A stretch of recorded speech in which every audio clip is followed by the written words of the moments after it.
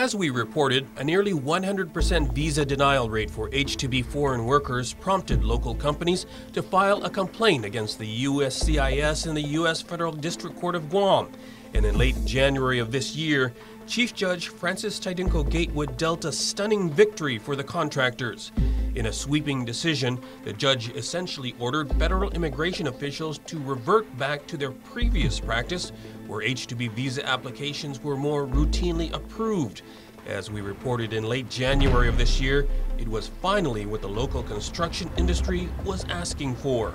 Contractors complained about the crippling effect of what they charged was a change in practice by the U.S. Citizen and Immigration Service, in which foreign labor visa applications went from decades of nearly 100% approvals to the last few years of nearly 100% denials. As the workers dwindled from a high of 1,500 to just a handful now, they got the relief they were seeking from the court. Attorney for the contractors, Jeffrey Joseph. The injunction takes us back to where we were prior to 2015. And that status quo will be maintained until the case is resolved. In her order, the judge wrote that the recent course by USCIS prompts serious legal questions and poses very real threats to the parties, the island, and the nation. She went on, these rare circumstances call for rare relief.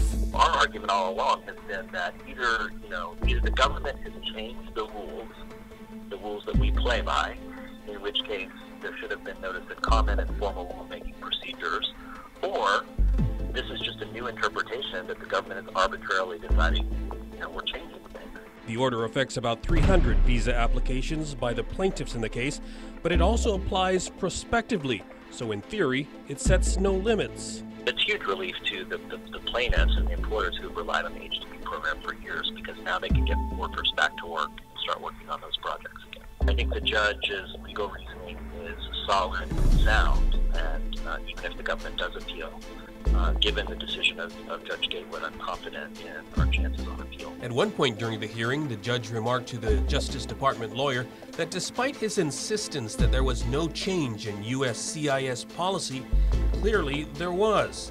Greg Massey says it was obvious to him. Why for 30 years have we had almost 100% approval rate, and then within the space of a year you went to 0% approval rate?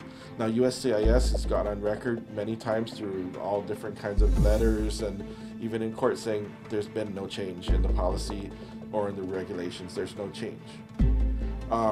But obviously statistically there's been a change. You don't go from 100% approval to 100% denial and say there's no change. But that's what they're saying. Massey says the federal government also argued that Guam was abusing the program and that the workers were not being used as temporary labor as mandated by USCIS regulations. I beg to differ because I've been here 30 years and they've never once said there's a systemic problem, there's abuse going on in the program. Not once. I've never seen it. And if there is abuse, you handle that abuse on a case-by-case basis. If one employer is abusing, it doesn't mean that you shut off for everybody that's complying. But for now, the USCIS must revert back to its old policy, pending the outcome of an appeal by the U.S. Justice Department. Adelup announced in late March that the governor had signed more than 1,200 letters of support. About 700 petitions were for military-related projects and filed under the Defense Spending Bill authorization. Another 550, though, were for work on private projects. Also, there will be coming to my desk in the next few weeks some projects that are outside the scope of the military. And I'll make mention some of the companies that filed a lawsuit that was won at district court. And at this point, it appears that with winning this suit, it gives them an opportunity to again request and apply for H-2Bs.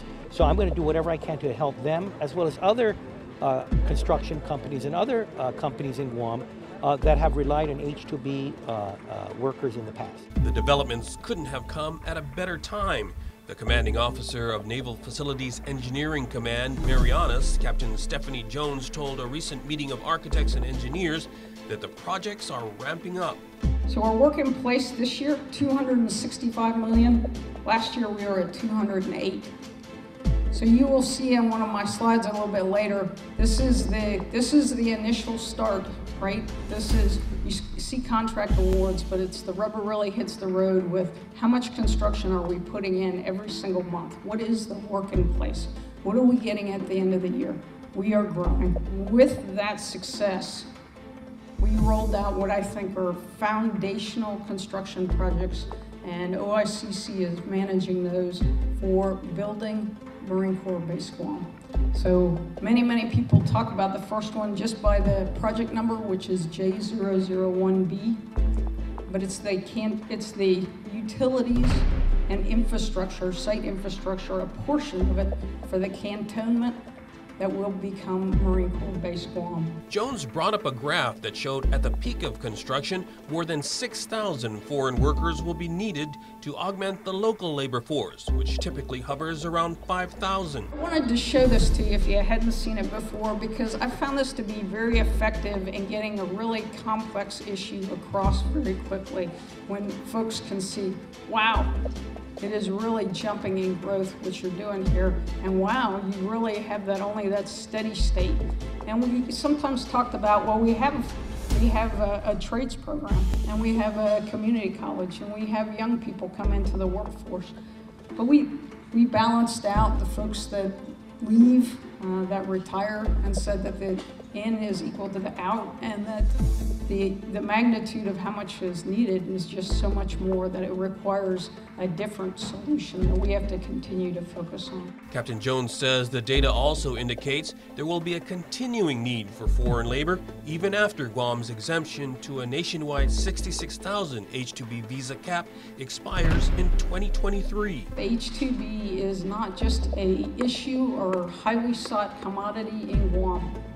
So this is an issue in the continental United States. So when we lose in Guam the waiver to the cap that is applicable to the United States as a total, then we have a different issue that we have to, and we really need to start addressing it now, because the gentlemen that have been taking the lead with the Contractors Association can tell you that this type of action, whether it requires a lawsuit or it requires congressional language or law, does not happen in a week or a month. It is something that needs to be discussed. I can tell you that we, obviously in the Department of Defense, are talking about what we have known since we have been planning, which is we will always need more construction labor on Guam than is currently there. So whatever the solution is, we need more construction labor, that labor force. Labor officials say they are committed to developing a local worker base, but they're facing challenges in attracting more Guamanians to the construction field, especially the younger generation. More on that when we come back.